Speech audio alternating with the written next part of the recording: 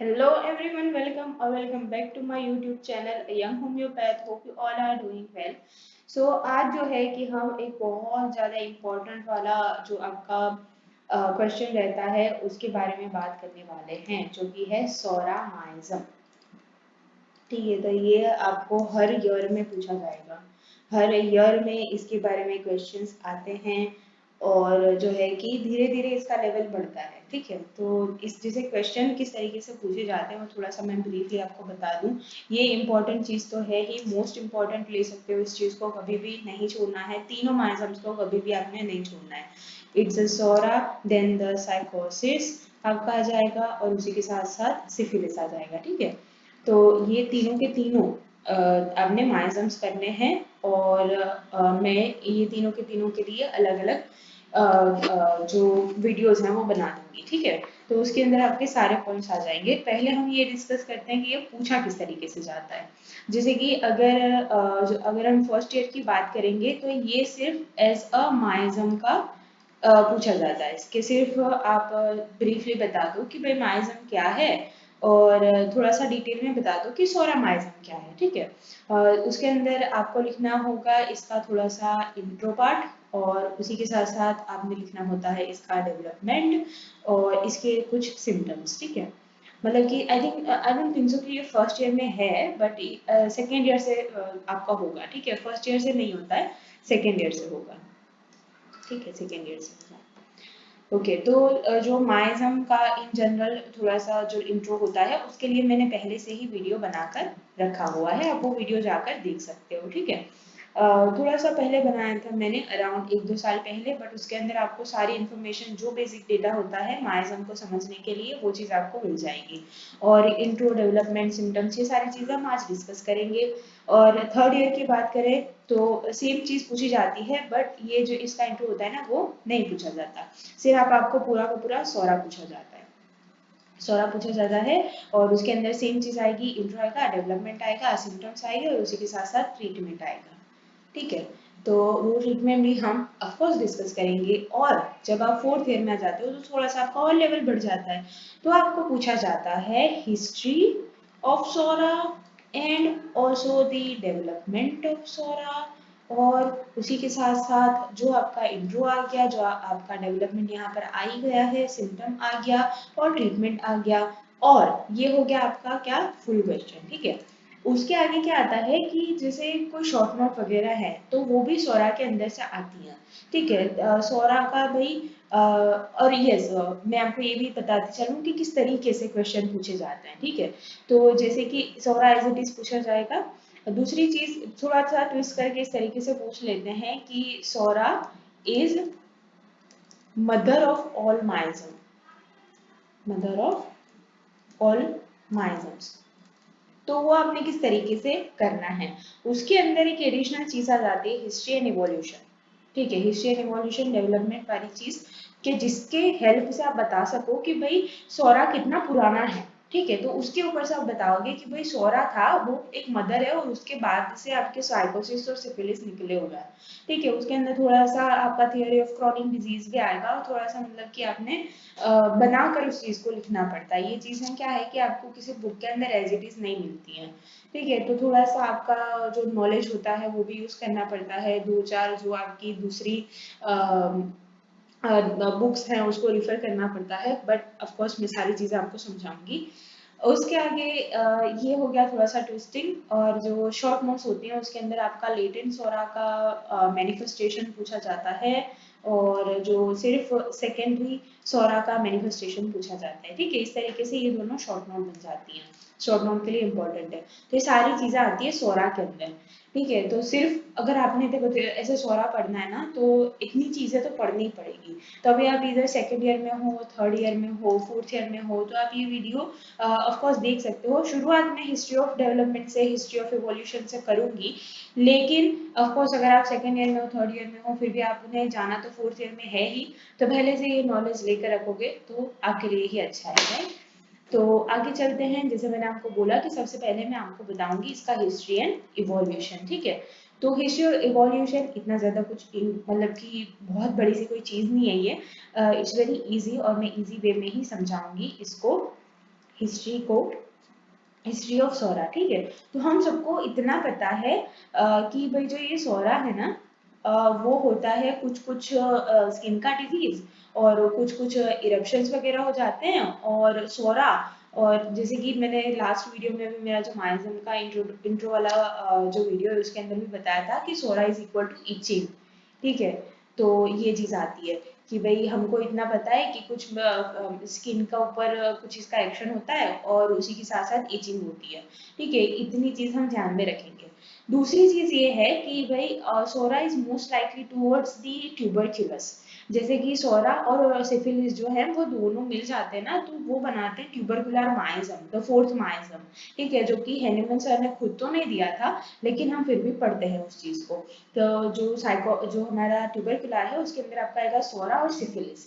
तो इसके अंदर थोड़ा सा आपको ट्यूबरकुलर वाला भी चीज देखने को मिलेगी, थोड़ा सा उसका शेड देखने को मिलेगा। तो जब इसकी हिस्ट्री के बारे में हम बात करते हैं ना, तो जैसे बहुत पहले लाइक हमारा जब ह्यूमन इवोल्यूशन हो रहा था, ह्यूमन इवोल्यूशन हो रहा था ना, तब हमको ना कुछ हमारे पूर्वजों को कुछ ऐसी डिजीज होने लग गई कि जिसके अंदर स्किन का क्या होने लग गया कि हाइपोपिगमेंटेशन होने लग गया। हाइपोपिगमेंटेशन मतलब क्या, कि जब हाइपर पिगमेंटेशन समझ में आता है कि भाई डार्क स्किन हो गई है, उसी का ऑपोजिट हाइपोपिगमेंटेशन की भाई व्हाइट कलर की स्किन हो गई होगी, विटिलिगो जिसे हम बोलते हैं, बट उतना ज्यादा विटिलिगो नहीं, वो पूरा बॉडी में फैलता है, लेकिन ये कैसा है, सिर्फ एक स्पॉट के ऊपर वाइटिस या फिर तो हाइपोपिगमेंटेशन हो जाती है, और वहां पर ही आपको आ जाती है इचिंग, ठीक है। तो ये जो है ना, इट्स काइंड ऑफ की ये एक डिजीज के टिपिकल सिम्टम्स हैं, जो कि है लेप्रेसी। तो जो लेप्रेसी है इन ह्यूमन इवोल्यूशन, तब हमारे पूर्वजों को होने लग गया क्या, लेप्रेसी होने लग गया। तो हमने क्या किया कि इसको थोड़ा सा मैनेज करने की कोशिश करी। हमने किस तरीके से इस चीज को मैनेज किया, बाय क्लीनलीनेस, क्लीनलीनेस रखी हमने, थोड़ा सा हाइजीन रखा, हमने थोड़ा सा कांटेक्ट जो है दूसरे लोगों से वो हमने कम कर दिया, ठीक है।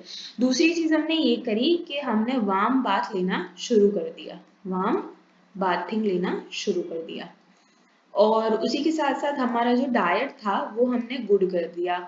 हमने अच्छा खासा मतलब कि प्रोटीन वाला डाइट, लो फैट डाइट, ये सारी चीजें हमने करना शुरू कर दी। तो हमको क्या होगा, हमको ना लेप्रेसी जो था, लेप्रेसी इस काइंड ऑफ की बहुत बड़ा डिजीज है। इसके अंदर सिर्फ ऐसा स्किन का और इचिंग का नहीं होता, इसके अंदर 3-4 दूसरे स्टेजेस आते हैं, जिनके अंदर की आपका जो है कि नर्व इन्वॉल्व हो सकती हैं, और पूरी बॉडी की नर्व हो सकती है इन्वॉल्व, उसके अंदर से आपको नमनेस वगैरह हो सकती है, ठीक है। बिल्कुल भी आपको कोई चीज मतलब कि महसूस वगैरह नहीं होगी, ठीक है। तो इस तरीके से हमने क्या किया कि इन तीनों चीजों को ध्यान में रखते हुए हमारे पूर्वज ने क्या किया कि लेप्रेसी को थोड़ा सा कंट्रोल में ले लिया।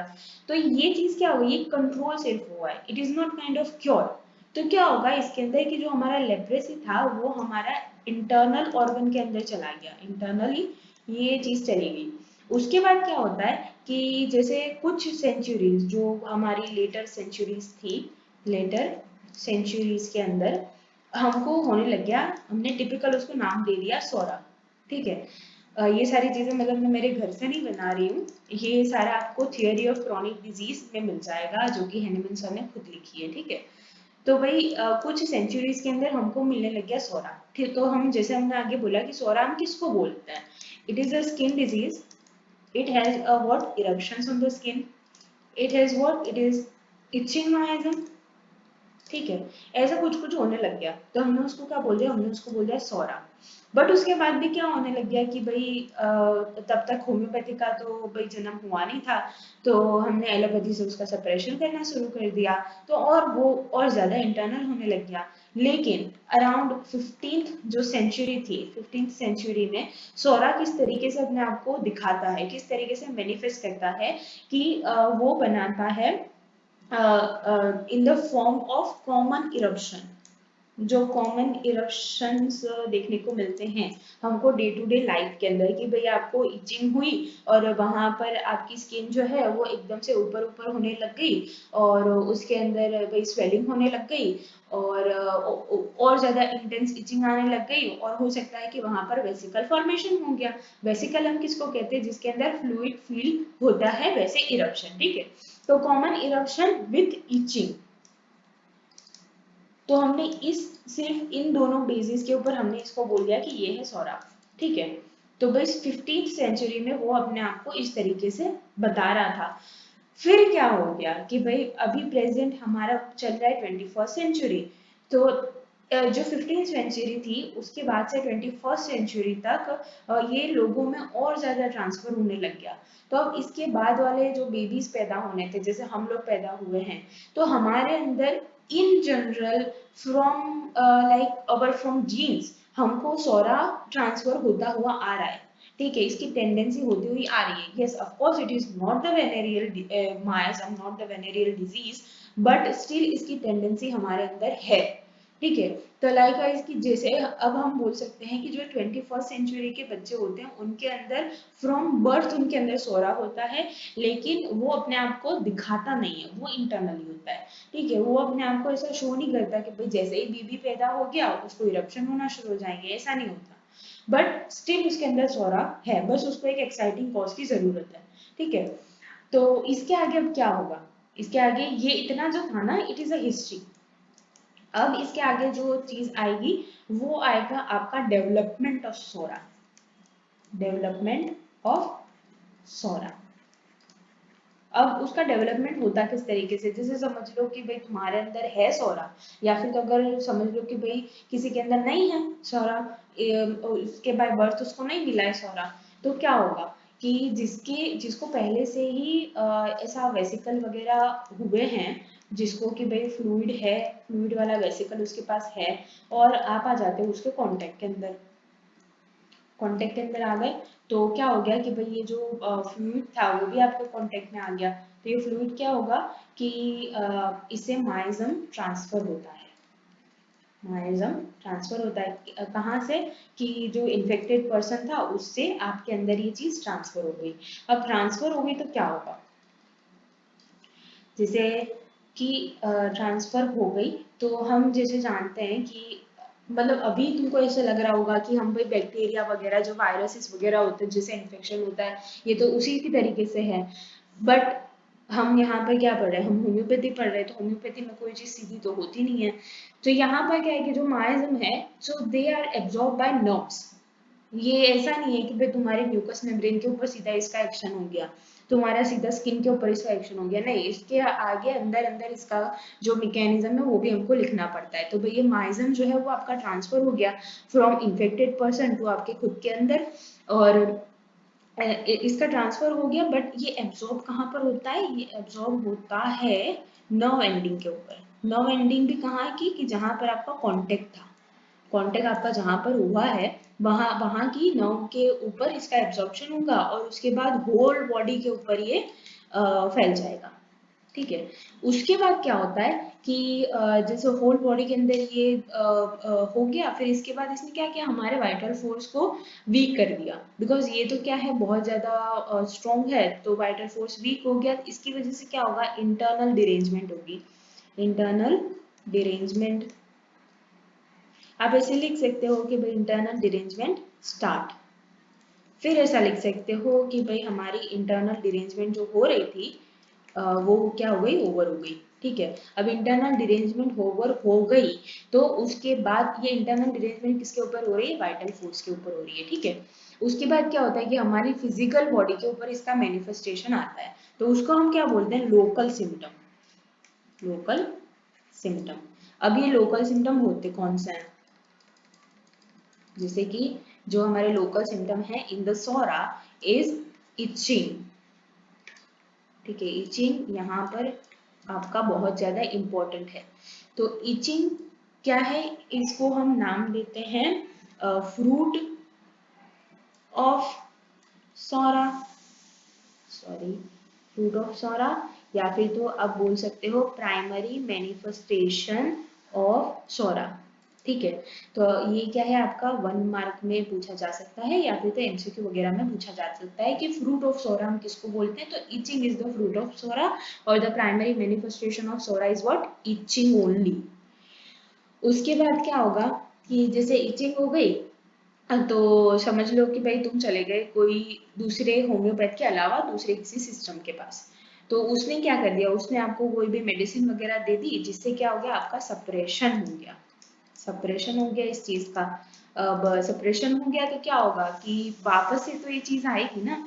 और सप्रेशन होने की वजह से क्या होता है कि ये दूसरे और ज्यादा अंदर ये सीट हो जाता है और अंदर की तरफ चला जाता है। तो इसको फिर हम बोलते हैं लेटेंट सोरा फेज। लेटेंट सोरा, जो मैंने आपको आगे बोला था ना कि ये आपको शॉर्ट नोट में पूछा जाता है लेटेंट सोरा के सिम्टम्स। बट लेटेंट सोरा की हमारे पास जो खूबी है वो ये है कि लेटेंट सोरा के अंदर फिजिकल सॉरी फिजिकल सिम्टम्स नहीं होते लेटेंट सोरा के अंदर। No physical symptom but only the mental symptoms. ठीक है, मेंटल सिम्टम होते हैं। और उसी के साथ साथ आप जानोगे कैसे कि भाई ये ये एक पर्टिकुलर पर्सन है उसको लेटेंट सोरा है। तो वो आप किससे जानोगे कि उसका जो बिहेवियर है, उसका जो कॉन्स्टिट्यूशन है, उससे आप जान पाओगे कि ये जो कोई पर्टिकुलर पर्सन है उसको लेटेंट सोरा के फेज में है ये। ठीक है, बिकॉज कि हमको क्या है यहाँ पर सिर्फ मेंटल सिम्टम्स आ रहे थे, नो फिजिकल सिम्टम। तो भाई कोई साइन एंड सिम्टम्स आपको नहीं मिलेंगे बट ओनली मेंटल सिम्टम्स मिलेंगे।